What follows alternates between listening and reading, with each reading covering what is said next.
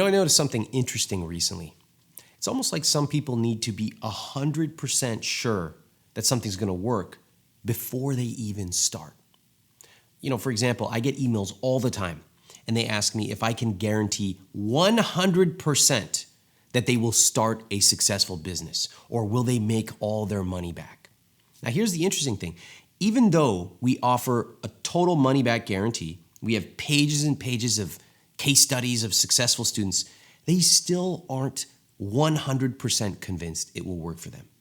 And you know what they say? The phrase they use, it looks good, but I just don't know if it'll work for sure. Or it looks good, but I need to be sure. I don't want to waste my time. Now listen closely to those words. They're very important because it's not just about business. We all know somebody who's single. They want to be in a relationship, but maybe they get a chance to go on a date. And what do they say? Well, I don't know if this will go anywhere. Yeah, that's the point. That's why you go out to drinks, not a 5-course meal. Same thing for people who are nervous about trying a new restaurant. Might not be good. Or seeing some weird French movie at an independent theater. I don't know if that's going to... Actually, that one's probably not going to be good, so let me just save you the trip out there. But the bottom line is, what's going on here? What is the psychology behind people who don't want to try something unless they are 100% sure it's going to work for them? What do you think? I think the obvious answers are we're afraid of being wrong, or some people are risk averse. True. But I think you and I can go a little deeper. Let's think about eating out at your favorite restaurant. This is a case that is very true for me. I don't eat out that much, so when I go to eat out at one of my favorite restaurants, I tend to order the same thing, okay? You go there, you always order the cheeseburger because it's awesome, and one day, maybe your friend teases you because you always order the same thing. It's kind of true. But you also know the cheeseburger is good, and you don't come here that often. What if you order something else and it's not as good? Now you've wasted an entire trip here. I get that because I've done that. That's a totally normal way to think. But I want to flip that way of thinking and show you a different way to approach decisions. See, in a lot of ways, I grew up with a scarcity mentality. If I ordered something else, I genuinely might not come back to that restaurant for another 3 months. So, of course, I was going to order that one thing that I knew worked. I didn't want to take risks. You know what I do today? If I see something new on the menu, I'll order it. Not because I'm so evolved psychologically, but because if I don't like it, I'll just order something else. It's a totally different outlook. My younger self would have said that was wasteful. But today, I think it's a great example of abundance. See, in reality, I hardly ever order the second thing. But just to know that I can feels amazing. It means that I can take more risks. It means that even if something doesn't quite work out, I always have a plan B.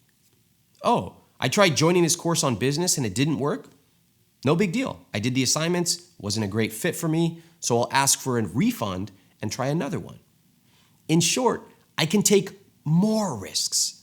I can discover amazing new dishes, awesome new courses, basically tons of new ideas and experiences, because I don't have to live a life of scarcity, of protecting the only things I know for certain. I gotta tell you, honestly, life is a lot more fun if everything isn't certain all the time. I wanna give you one more example of abundance. I know a very famous author who recently shifted from writing these long, dense books to short 100-page books. Honestly, I thought it was kind of a weird move, so I asked him why he was doing it. Here's what he said. He said, you know what? I've been writing for a long time. And the truth is, I still can't tell what's going to be a hit and what's not. So I just want to take a lot more swings. I love that phrase, take more swings.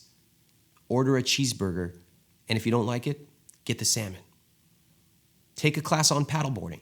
If you don't like it, don't go back. Go to a weird French film at the independent theater. What's the worst that could happen? 2 hours, you don't like it? Most people are so afraid of making mistakes and striking out that they don't do anything at all.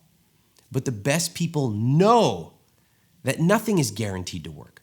So instead of trying to hit a home run every time, they just take a lot of swings. This shift in focus is really subtle, but it's really important. Instead of worrying about whether or not something will succeed, you got to accept that some things just won't work out. That's fine. You have options. You have a plan B. And you can apply this to everything in your life, from small stuff to big stuff. It's not just about cheeseburgers.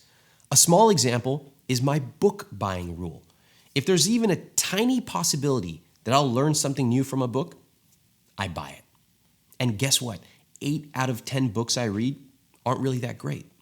But 2 out of 10, they might have a single profound idea that's worth more than the cost of all the other books and all the time I spent reading them. Another simple example is going to parties.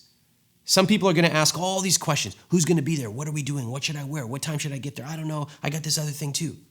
You know what I try to do? I try to say yes as much as possible, knowing that some of them are going to be lame, but some of them are going to be amazing.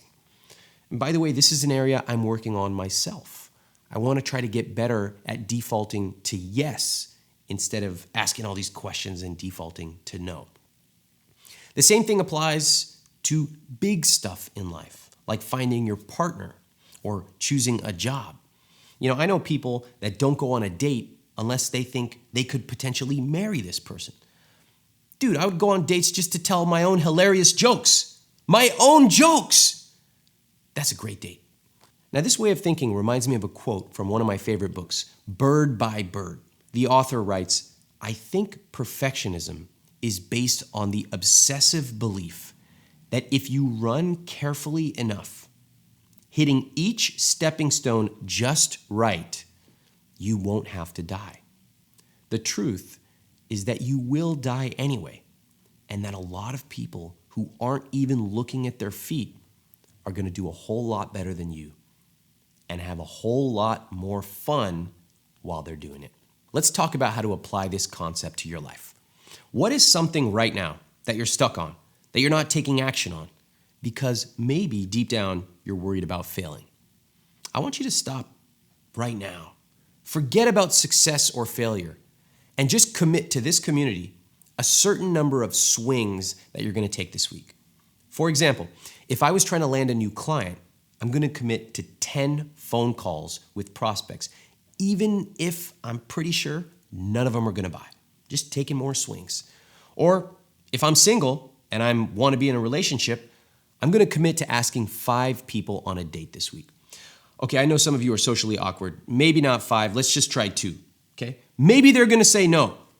But who knows? Maybe one person will say yes, and that could change my life. Or if I'm trying to get in shape, a lot of people get stuck on this. I'm going to commit to going to the gym 3 times this week.